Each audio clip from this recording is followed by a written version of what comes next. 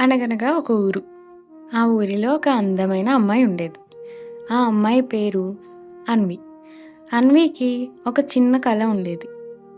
ఆకాశంలో ఎగరాలి, ఆకాశాన్ని తాకాలి అని. తన కల గురించి తెలిసిన వాళ్ళంతా తనని హేళన చేస్తూ నవ్వేవాళ్ళు.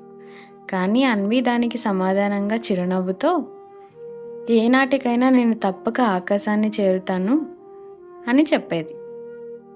అలా ఒకరోజు అన్వి అడవికి వెళ్తుంది.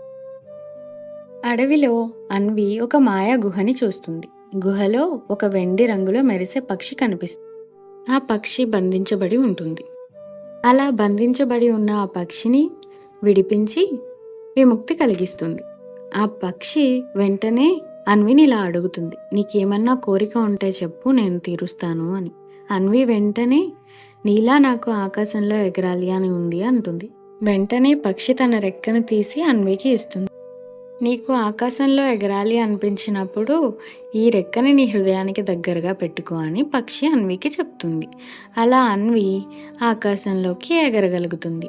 ఆకాశానికి ఎగిరి నక్షత్రాలు, మబ్బులు, పర్వతాలను చూసి ఆనందంతో నాట్యం చేస్తూ కేరింతలేస్తూ ఉంటుంది అన్వి. అలా కొంత సమయం ఆకాశంలో ఎగిరాక అన్వి కిందకి దిగుతుంది.